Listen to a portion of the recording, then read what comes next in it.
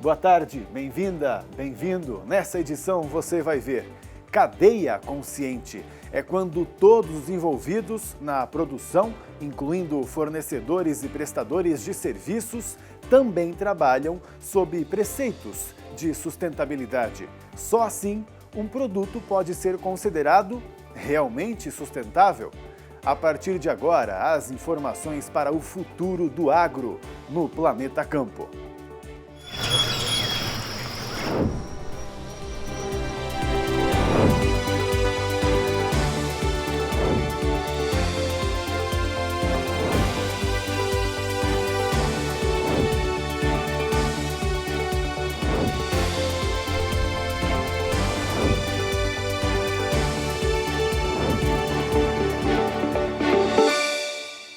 Geralmente a parte mais difícil de uma mudança ou adaptação é o começo, né?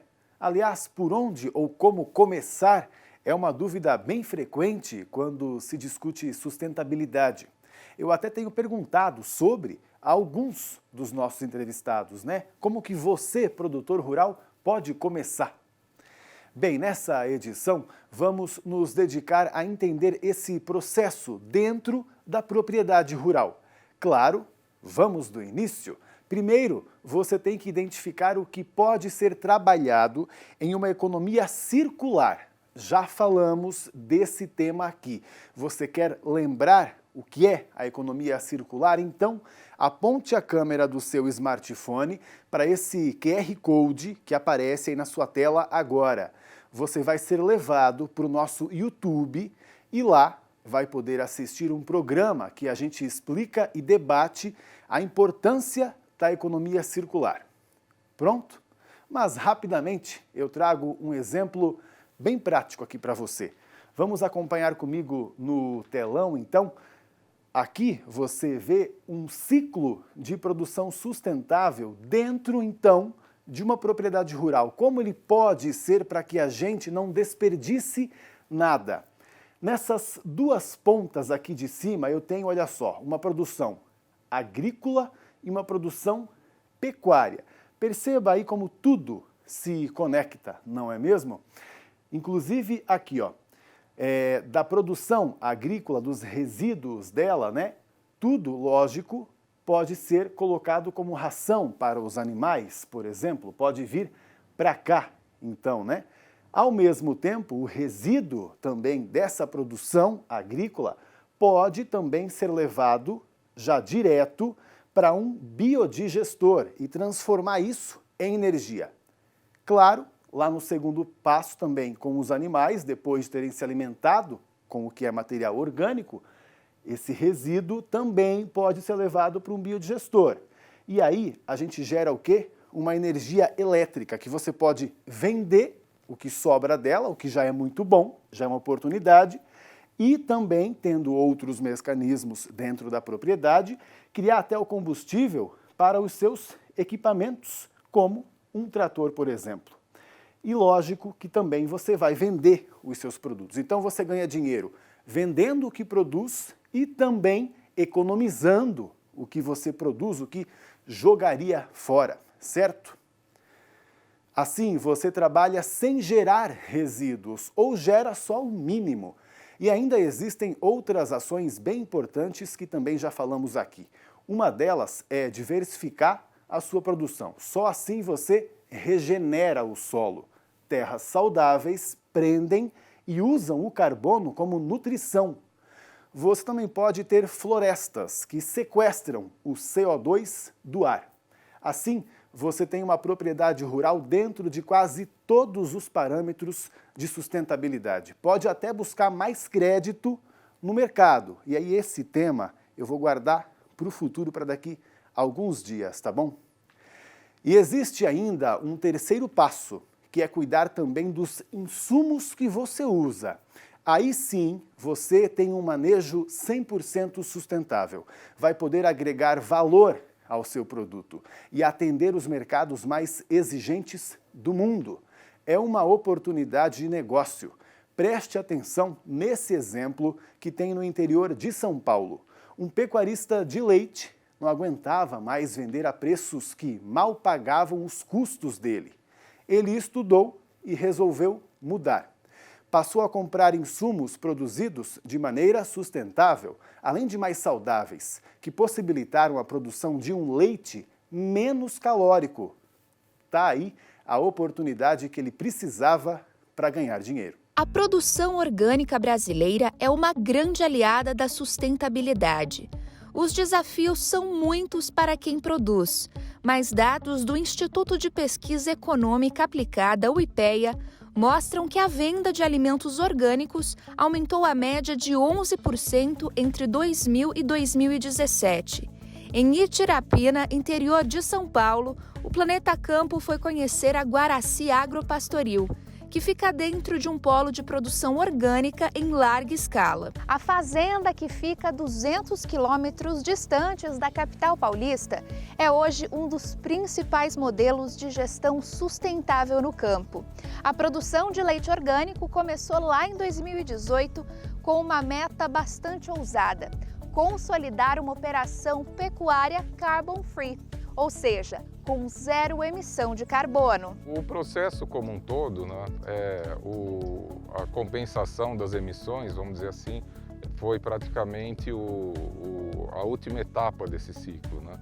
Nós tivemos uma série de desafios, primeiro para adaptar nosso rebanho, que era de uma genética dominante cimental, para uma realidade de clima e de relevo diferente de onde a gente estava, um sistema de manejo diferente. Depois tivemos que dominar todas as tecnologias, tanto de produção agropecuária orgânica, como controle de questões básicas na produção leiteira, como combater carrapato, etc.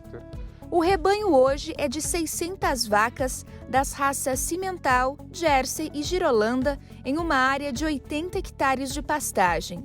Daqui saem 4.000 litros por dia do primeiro leite carbono neutro produzido no país. Uma vez que a gente consolidou o sistema produtivo orgânico, nós decidimos dar um passo a mais no rumo da agricultura regenerativa, que era entender qual que é a contribuição do nosso negócio para as mudanças climáticas, medir, né, começar a adaptar nosso sistema para ter uma intensidade de carbono cada vez menor, e aquelas emissões que a gente não consegue evitar, a gente compensa com plantio, com restauro de florestas nativas. Outro pilar colocado em prática na produção é o de bem-estar animal, garantido por uma das mais respeitadas ONGs que atuam no tema em todo o mundo, a Certified Human Brasil. Já o selo da neutralidade de carbono vem da ONG Iniciativa Verde. E o mais importante, as certificações só foram possíveis porque a rastreabilidade de todo o processo acontece de forma transparente, ou seja, fornecedores preocupados em contribuir com a iniciativa. A nossa cadeia externa de fornecedores, né, dada essa condição específica nossa de produção, ela é um pouco menos ampla, mas ela é fundamental para você saber o que você pode mudar dentro da sua propriedade, onde você tem o controle dos processos, e com quem você precisa dialogar e conversar para expandir esse conceito e ir tornando a cadeia toda mais alinhada com esse conceito da produção de baixo carbono. E essa rede colaborativa não para por aí. Nesse caminho de desenvolver a agricultura de baixo carbono, a agricultura regenerativa, a gente pode chamar ela por vários nomes, né? É muito importante a parceria, o diálogo e o intercâmbio de informações entre os grupos, os fazendeiros, os institutos de pesquisas que trabalham com esse assunto, né? Diferente da tecnologia convencional, é um pacote tecnológico que ainda necessita de muito desenvolvimento. E esse intercâmbio, essa troca de experiências, ele é um processo que pode acelerar esse desenvolvimento e permitir que um número cada vez maior de produtores tenha acesso a essa visão tecnológica, a esse tipo de abordagem da produção de proteínas animais.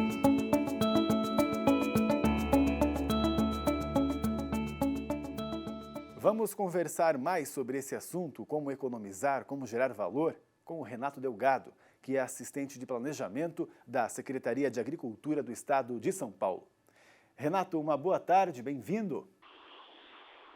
Boa tarde a todos do Planeta Campo.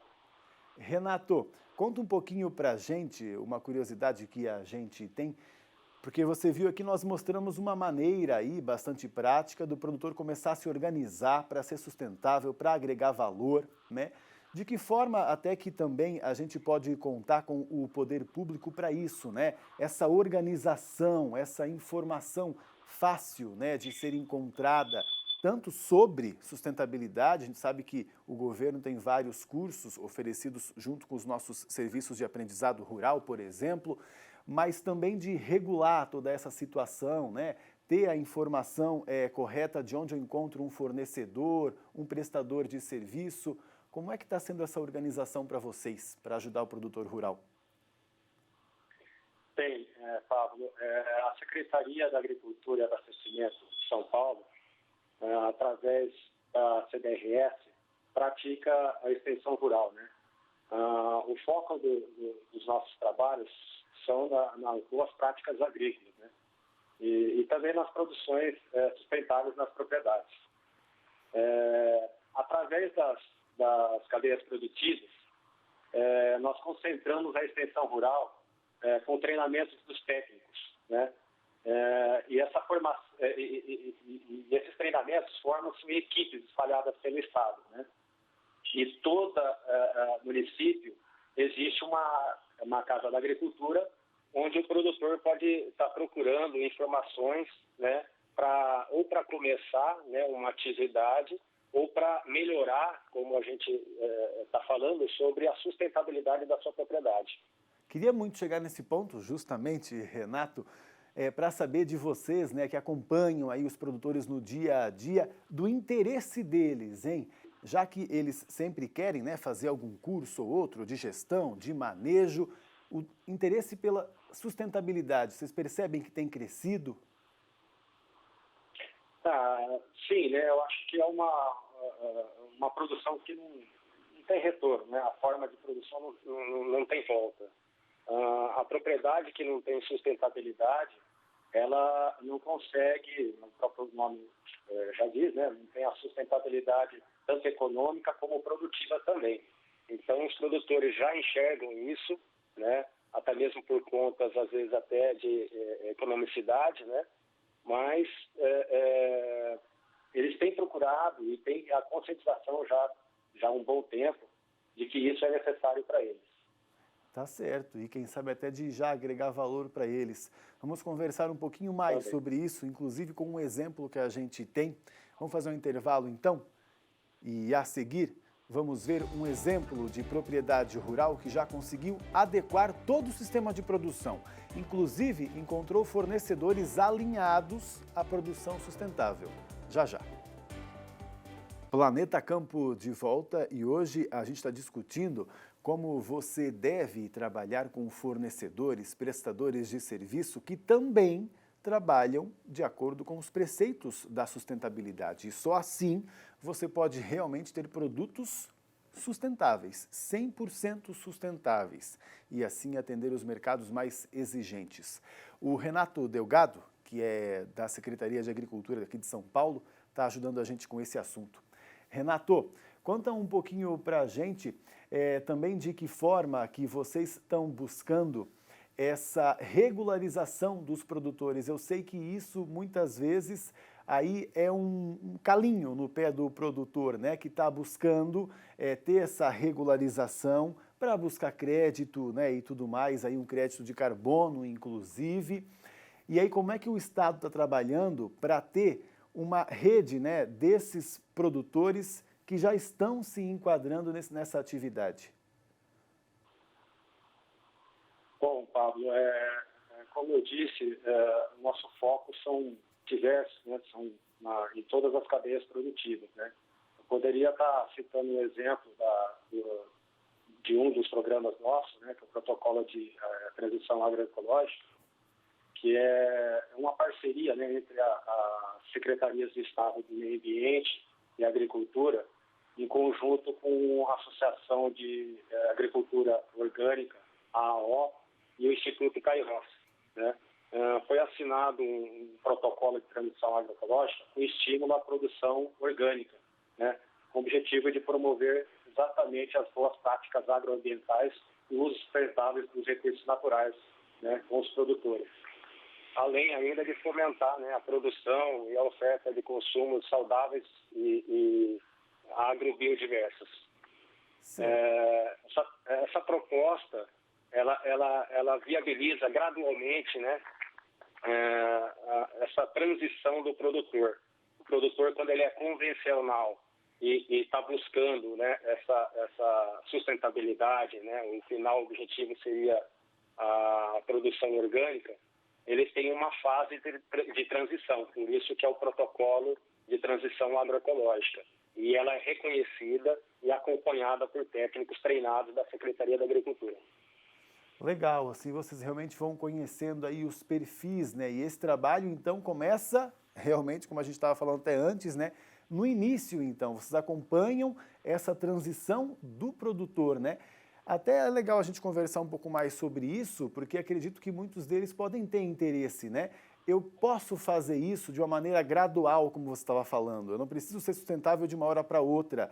E o agroecológico, né? Esse tipo de trabalho, que ainda não é o orgânico, falta aquela certificação, é um dos primeiros passos, né? E não é complicado a gente começar por ele. Exatamente. Esse é o objetivo do trabalho, né? Ter um acompanhamento técnico com pessoas treinadas, né? Onde esse técnico vai gradativamente colocando em ordem toda a propriedade. Porque, como é o objetivo aí, né, a sustentabilidade é da propriedade e não só da produção.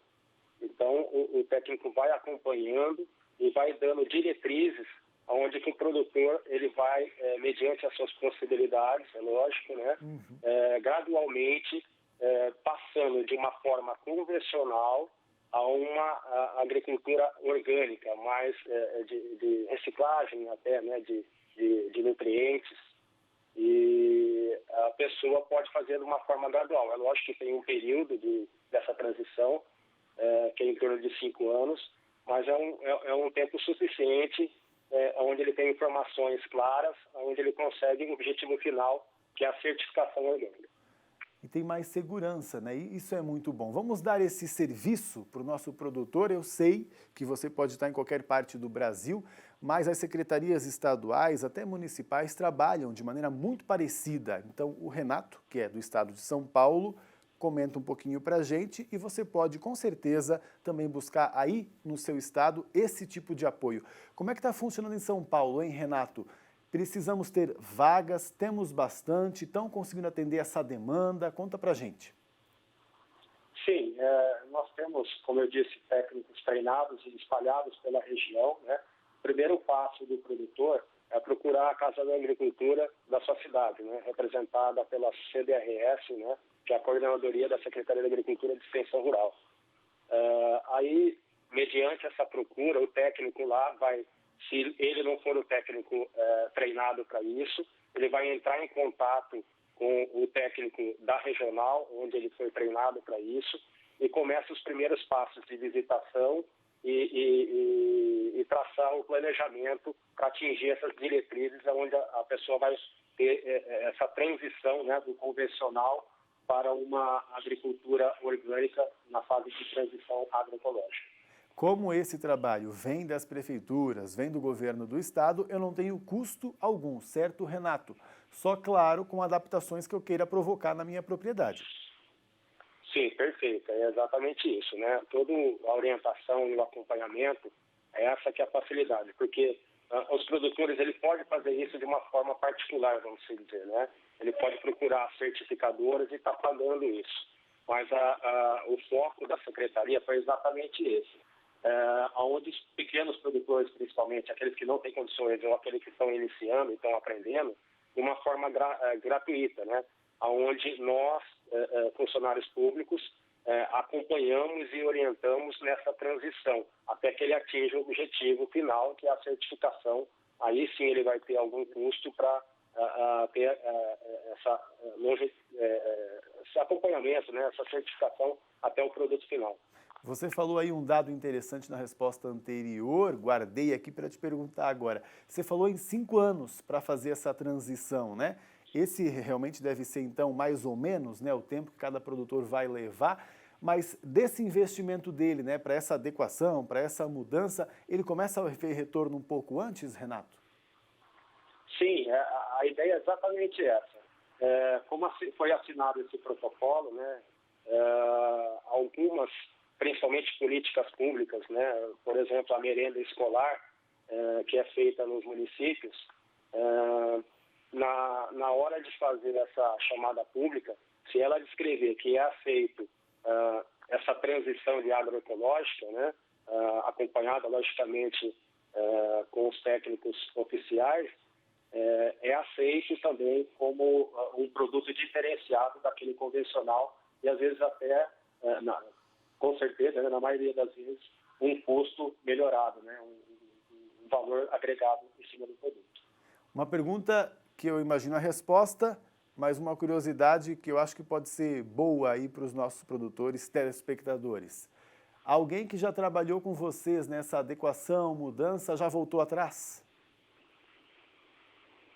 A gente não tem esse conhecimento, muito pelo contrário. Eu acredito que não tem volta, porque acaba tendo uma certa economicidade, né, e uma dependência, vamos se dizer, dos produtos tradicionais, onde oscila muito, né, principalmente agora nessa situação que a gente está, a oscilação dos valores dos insumos, né? É feito de uma forma bem reciclável de alguns materiais, matéria orgânica, coisas que são próximas do produtor ou de fácil acesso, né, o custo menor, para que ele consiga compor toda essa maneira de produzir. Tá certo. Renato, muito obrigado. Um bom trabalho aí para você. Novidades, traga para a gente, por favor. Obrigado. Até a próxima, então. Obrigado também pela sua companhia. Quero te lembrar que o nosso portal, o planetacampo.com.br, também tem as nossas reportagens para você reassistir e compartilhar com os seus colegas. Também outras notícias do dia a dia da sustentabilidade pelo mundo, para você se inteirar e saber essas novidades e, quem sabe, se inspirar bastante. Tem também nosso Instagram, Planeta Campo, é só procurar por esse nome lá, que você vai achar aqui o nosso perfil. Vamos compartilhar informação lá entre nós também, tá bom? Até mais então, a gente se vê. Tchau, tchau.